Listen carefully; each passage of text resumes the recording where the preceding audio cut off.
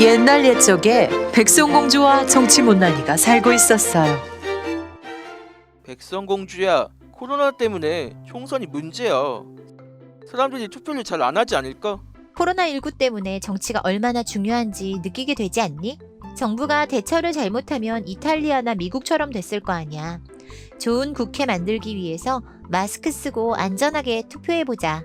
맞아. 정치가 중요하지. 김종인 미래통합당 총괄 선거대책위원장이 한 말 들었어. 미래통합당이 과반 의석을 차지하면 한 달 내에 방역체계를 완성하겠대.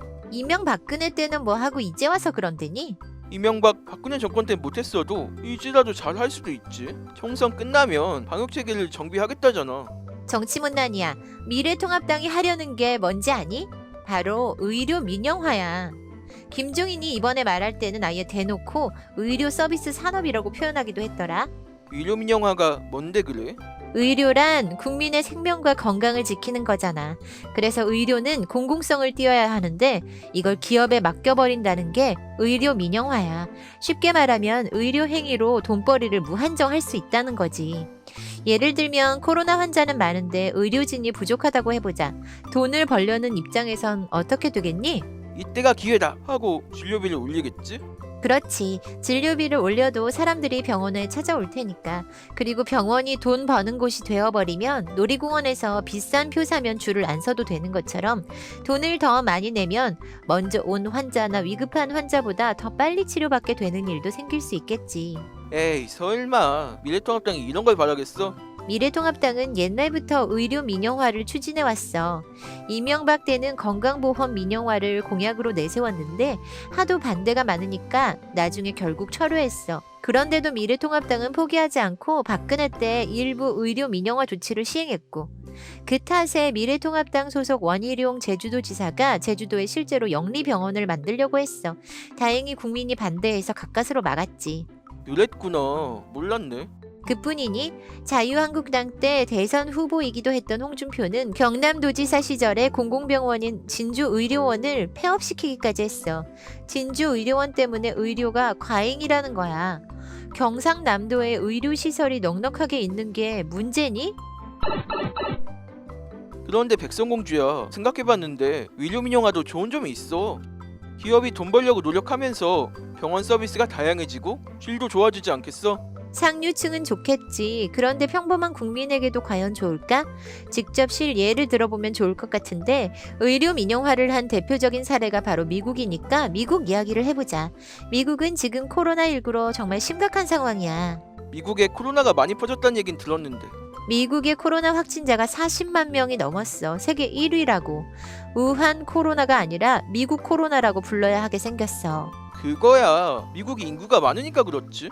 많은 사람들이 미국이 우리나라보다 인구가 많아서 그런 거라고 생각하더라. 한번 따져볼까? 산수를 좀 해보자. 미국의 인구는 약 3억 3천만 명이고 한국은 5천만 명이거든. 그런데 코로나 확진자는 미국이 40만 명, 한국은 1만 423명이고 사망자는 미국이 1만 4,729명, 한국은 204명이야. 이걸 가지고 비율을 따져보자.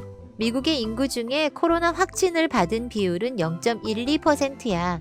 우리나라는 0.02%밖에 안 된다고. 미국이 우리나라보다 6배나 높지. 확진자 사망률은 어떨까? 미국은 3.68%인데 한국은 1.96%야. 코로나 사망률도 미국이 2배나 더 높지. 이번엔 전체 인구 대비 사망률을 따져볼까?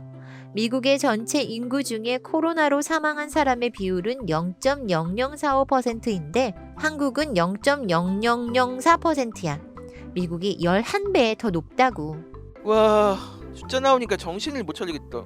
비율로 봐도 미국 사람들이 우리나라 사람들보다 6배 더 많이 코로나에 걸리고 2배 더 많이 죽고 있다는 거야.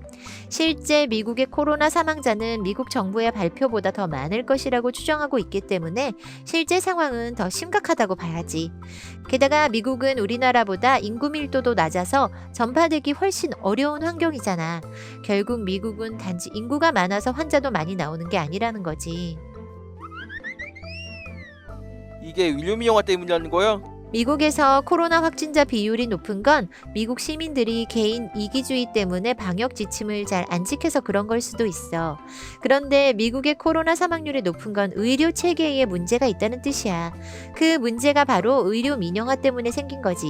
그게 왜 의료민영화 탓이야? 그건 미국에서 코로나19 검사비와 치료비를 보면 알아.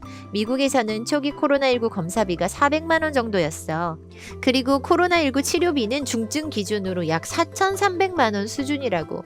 코로나에 걸리면 5천만 원 정도는 써야 한다는 거지. 비싸긴 하다. 우리나라 비정규직 평균 월급이 173만 원이라던데.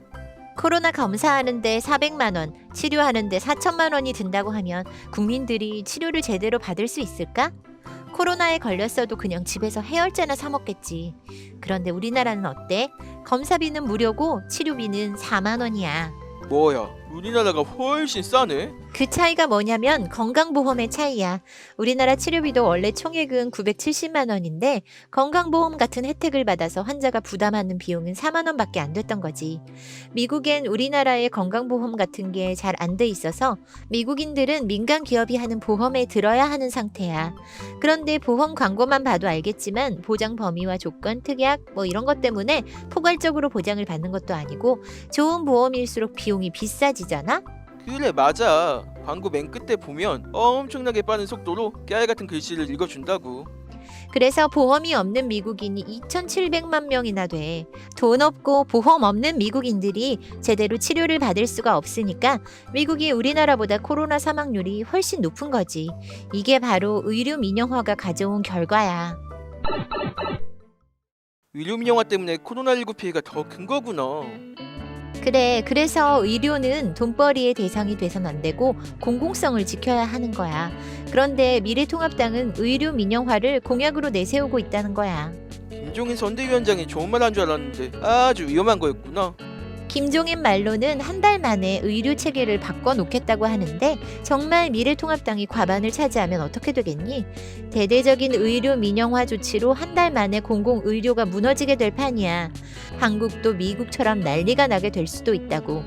너무 비싸서 검사도 못 받고 치료도 포기해야 하는 나라에서 살고 싶은 건 아니지? 뭐 사실 난 이래봬도 돈이 꽤 많아. 그러니까 나한텐 별로 상관없어. 아무튼 얘기 잘 들었어. 이제 난 갈게. 안녕. 돈 많은 사람만 치료받으면 땡이야? 국민의 대표면 전체 국민을 위해 일해야지 부자들 생각만 하니? 백성의 목소리를 들으란 말이야. 코로나19 사태로 의료 민영화를 주장하는 미래통합당이 괘씸하네요. 이번 총선에서 반드시 청산해야겠어요. 백성공주와 정치못난이의 이야기는 계속됩니다. 재밌게 보셨다면 구독도 해주세요.